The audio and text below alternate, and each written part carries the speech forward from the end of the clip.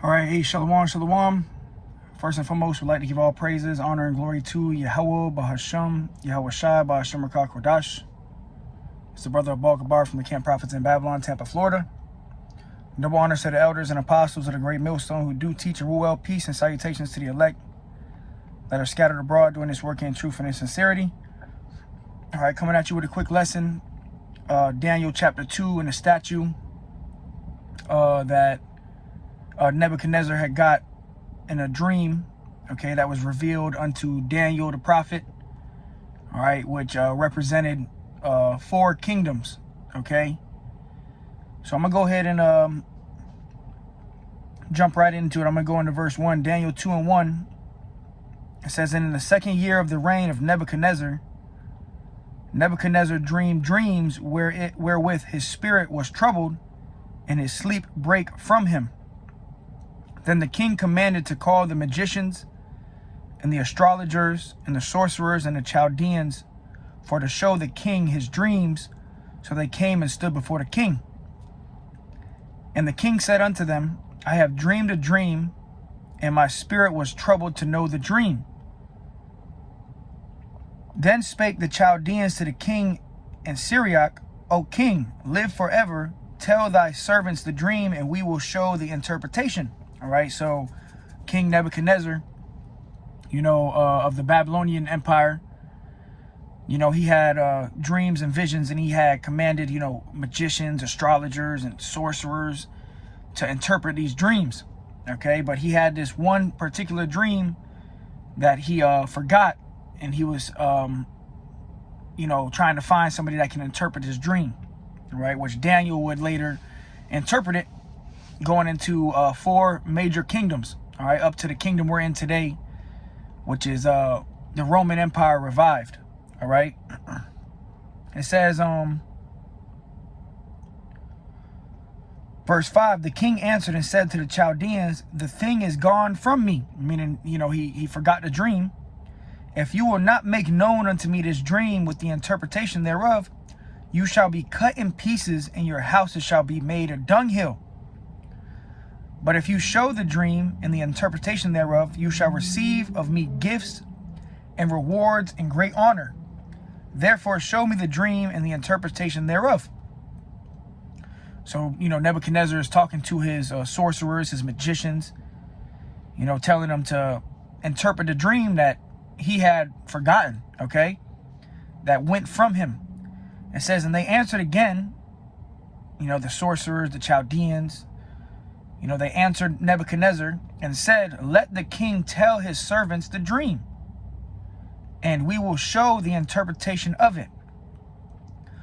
The king answered and said, I know of a certainty that you would gain the time, because you see that the thing is gone from me. But if you will not make known unto me the dream, there is but one decree for you have prepared lying and corrupt words to speak before me, till time be changed. Therefore tell me the dream, and I shall know that you can show me the interpretation thereof. The Chaldeans answered before the king and said, there is not a man upon the earth that can show the king's matter. Therefore there is no king, lord, nor ruler that asks such things at any magician or astrologer or Chaldean, right? Because Nebuchadnezzar doesn't even remember the dream, all right? And he's trying to tell his servants, his magicians and his sorcerers, to interpret a dream that he can't even remember, right? It says, and it is a rare thing that the king requireth, and there is none other that can show it before the king except the gods, whose dwelling is not with flesh. For this cause the king was angry and very furious, and commanded to destroy all the wise men of Babylon. And the decree went forth that the wise men should be slain, and they sought Daniel and his fellows to be slain. Then Daniel answered with counsel and wisdom to Arioch, the captain of the king's guard, which was gone forth to slay the wise men of Babylon. So Nebuchadnezzar was infuriated. He was furious. He was upset, and he pretty much put an order out to kill all the wise men of Babylon for not being able to interpret this vision. But Daniel was able to interpret it. All right, we're going to get it. It says, he answered and said to Arioch, the king's captain, why is the decree so hasty from the king? Then Arioch made the thing known to Daniel. Then Daniel went in and desired of the king that he would give him time and that he would show the king the interpretation. Then Daniel went to his house and made the thing known to Hananiah, Mishael, Azariah, his companions, that they would desire mercies of Yahweh of heaven concerning this secret. All right, because we know that the Lord does nothing but he reveals his secrets to the servants, the prophets. Let me go there real quick.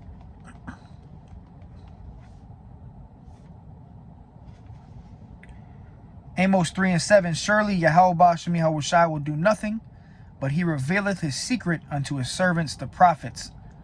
All right, so the secrets of Yahweh Ba'ashem Yahushai, of dreams and visions, interpretations, prophecies, are revealed unto the servants, the prophets.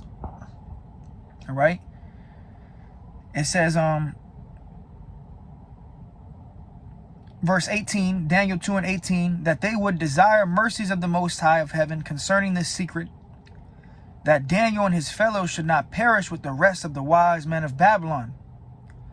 Then was the secret revealed unto Daniel in a night vision, because the Lord deals with his men through dreams and visions. Then Daniel blessed the Most High of heaven. Daniel answered and said, blessed be the name of Yahweh forever and ever, for wisdom and might are his. And he changeth the times and the seasons. He removeth kings and setteth up kings. He giveth wisdom unto the wise and knowledge to them that know understanding, right? Because, it all comes from Yahweh Ba'ashem Yahushai. He is the omnipotent, the controller of all things. It says, he revealeth the deep and secret things. He knoweth what is in the darkness, and the light dwelleth within him. Jump into verse 25. It says, then Arioch brought in Daniel before the king in haste, and said thus unto him, I have found a man of the captives of Judah that will make known unto thee the king's interpretation. The king answered and said to Daniel, whose name was Belteshazzar, art thou able to make known unto me the dream which I have seen and the interpretation thereof? Daniel answered in the presence of the king and said, the secret which the king hath demanded cannot the wise men, the astrologers, the magicians, the soothsayers show unto the king. But there is a God in heaven that revealeth secrets, and maketh known to the king Nebuchadnezzar what shall be in the latter days. Thy dream and the visions of thy head upon thy bed are these. This is Daniel 2:31. Thou, O king, sawest, and behold, a great image. This great image, whose brightness was excellent, stood before thee, and the form thereof was terrible. Okay, and this is going into the statue, which the statue, each one of these, the gold, the silver, the brass, and the iron represented a major kingdom. Okay, that would be in rulership. It says, this image's head was of fine gold, his breast and his arms of silver, his belly and his thighs of brass, his legs of iron, his feet part of iron and part of clay. All right, so the image's head of gold, let me zoom in on this, was the Babylonian Empire, 605 BC to 539 BC. All right, the silver is the Medo-Persian Empire that took down the Babylonian Empire. All right, 539 BC to 331 BC. Then you had the brass, the Grecian Empire, and then you had the iron, the Roman Empire. Okay, which you see the iron that represented the Roman Empire. Iron is a very strong metal, stronger than brass, stronger than silver, stronger than gold. representing the military might of these of the Roman Empire. You know, that's why the Roman Empire was so powerful. It's military might. All right. So this statue, the gold, represent the Babylonian Empire, the silver, the Medo-Persian Empire that took down the Babylonian Empire. And then you had the Grecian, which was the brass. The Grecian Empire took down the Medo-Persian Empire. And then you had the Roman Empire that took down the Grecian Empire. All right? So let's keep reading. And we're at the feet of it now, okay? We're at the feet of this kingdom, which is the Roman Empire revived, that's of iron and clay. You know, and the clay goes into, you know, the depth of this place. And, you know, even when you go into the ancient Roman Empire, you know, they had a strong military might, but they started putting inferior metals into the money, okay? So it ended up failing, you know, just like this modern Babylon, or modern Roman Empire is going to fail. All right. It says, Daniel 2 and 34, it says, thou sawest till that stone was cut out without hands, which smote the image upon his feet that were of iron and clay, and break them to pieces. All right. And this stone that was cut out without hands goes into Yahushua when he comes back. You know, he's going to come back on that great mountain, you know, 2nd Ezra 13, to destroy this empire that we're in right now. All right. And all these empires, you know, the Babylonian, the Medo-Persian, the Grecian, the Roman Empire, you know, they're back on this earth today. And when the Lord comes back, they're all going to try to fight Yahushua when he comes back. That's why this is one big statue. All right. But right now we're in the feet of it. All right. The modern day Roman Empire.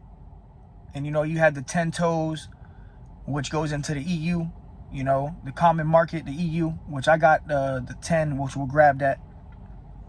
All right. But it says, 35, then was the iron, the clay, the brass, the silver, and the gold broken to pieces together. Right. Because at the return of Yahushua, he's going to take down all these kingdoms, and became like the chaff of the summer threshing floors. And the wind carried them away, that no place was found for them. And the stone that smote the image became a great mountain and filled the whole earth. All right. Now let me go to 2nd Ezra 13 real quick. All right. This great mountain represents Yahushua when he comes back. This is 2nd Ezra 13 and 6.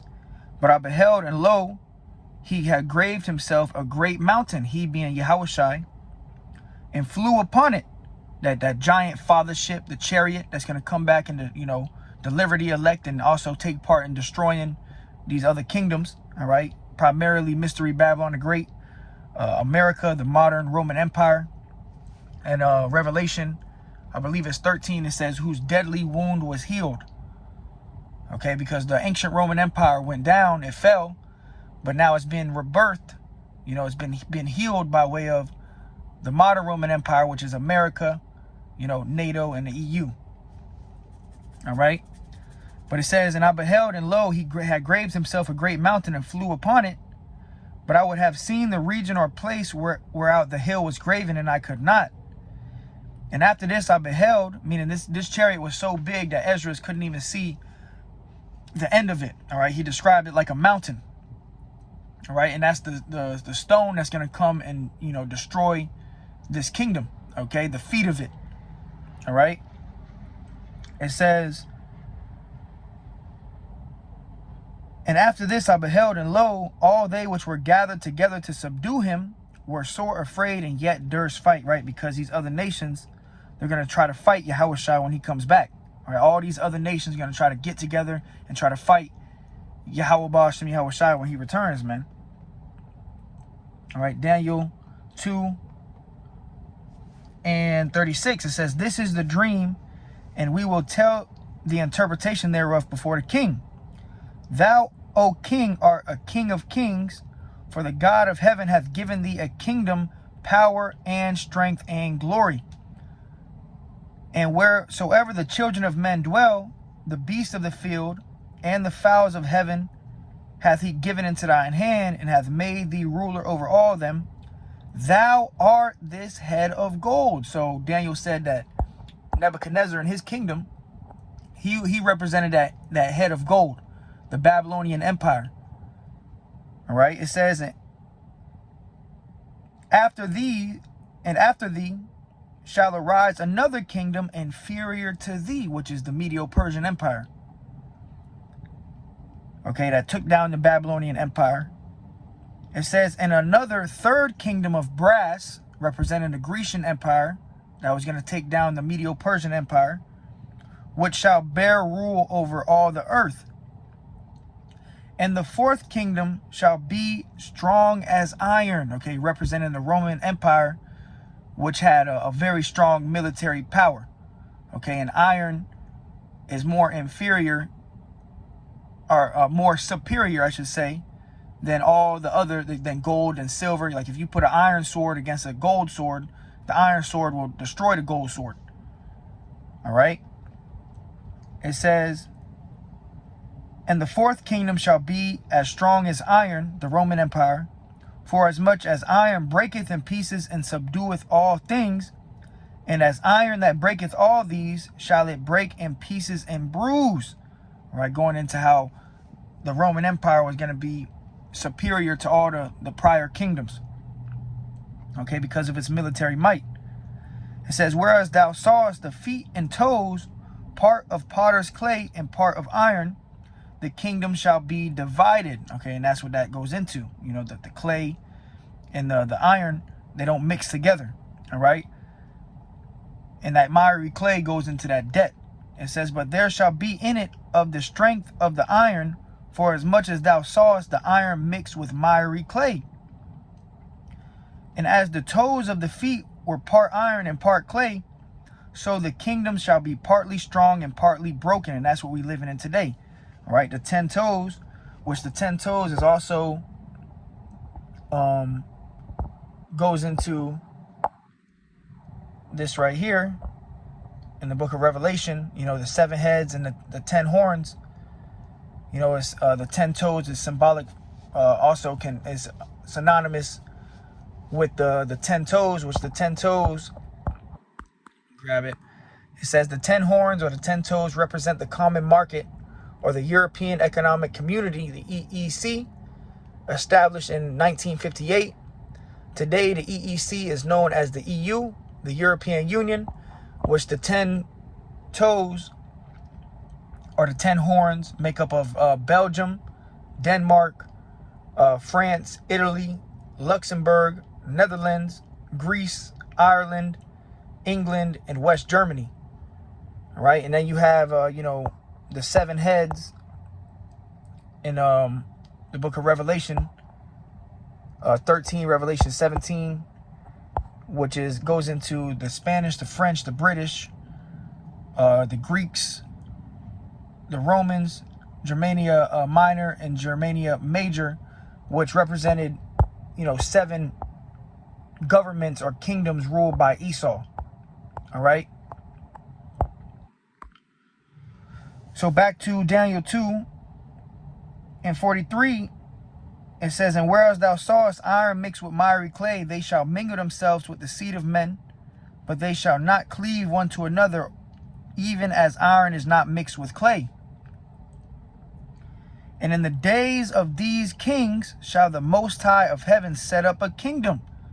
So that's what we see now in the defeat of it, going into the modern day Roman Empire revived, that whose deadly wound was healed, that beast whose deadly wound was healed. In the midst of these kings right now, the Lord is setting up a kingdom by way of what? The elect. All right, the kingdom is within you. So in the days of these kings shall the Most High of heaven set up a kingdom which shall never be destroyed, and the kingdom shall not be left to other people, but it shall break in pieces and consume all these kingdoms, and it shall stand forever. Going into what? The kingdom of Israel. Okay, and it starts right now with the knowledge, the wisdom, the understanding of Yahweh Bashem Yahweh Shai. The Lord is raising up that tabernacle of David that has fallen. All right, the kingdom of heaven is being established before these kings. You know, all these kings, like Russia thinks they're going to be the new king of the earth. You know, China. But really, the Lord is already setting up a kingdom by way of the Israelites. All right, starting with the elect. All right, and that's the kingdom of heaven that the Most High is setting up. And it's not going to be left to other people because the kingdom of heaven is only for Israel. And it says, verse 45, for as much as thou sawest that the stone was cut out of the mountain without hands, going into Yahushua in that chariot, and that it brake in pieces the iron, the brass, the clay, the silver, and the gold, the great power hath made known to the king which shall come to pass hereafter. The dream is certain and the interpretation thereof sure. So this dream, you know, this prophecy, this prophetic vision that Daniel got is very important. You know, going into, you know, the major kingdoms that would rule throughout the times and even during the latter times, going into this Roman Empire that we're in today. All right, Revelation calls it the dragon, you know, with the 7 heads and the 10 horns. All right. It says, then the king Nebuchadnezzar fell on his face and worshipped Daniel and commanded that they should offer an oblation and sweet odors unto him. The king answered unto Daniel and said, of a truth it is that your power is a God of gods and a Lord of kings and a revealer of secrets, seeing thou couldst reveal this secret. All right, because the Lord ultimately has given the secrets to the servants, the prophets. All right, so that's the statue in Daniel 2. All right, the gold represented the Babylonian Empire, Nebuchadnezzar. Then you had the silver that took down the Babylonians, which was the Medo-Persians. And then you had the brass, which was the Grecian Empire that took down the Medo-Persians. Or the Medo-Persians took down the Babylonians. The Grecians took down the Medo-Persians. And then you had the Roman Empire, which is the iron, that took down the Grecian Empire. Okay, and then you had the iron and the clay, the divided kingdom, which is what we're living in today. All right, the 10 toes, you know, the EU, Rome revived by way of America, NATO, and the EU, man. All right, and this is when Yahweh Shem Yahushua was going to return. This is when that stone was going to, you know, hit the feet and destroy this kingdom that we're in right now and take down all the kingdoms of the earth. All right. So yeah, just a quick breakdown. Lord willing, was edifying to the hopeful elect. Call hello, Yahweh Shem Yahushua, Ba'ashem Rakah Kodash. Till next time, I say shalom.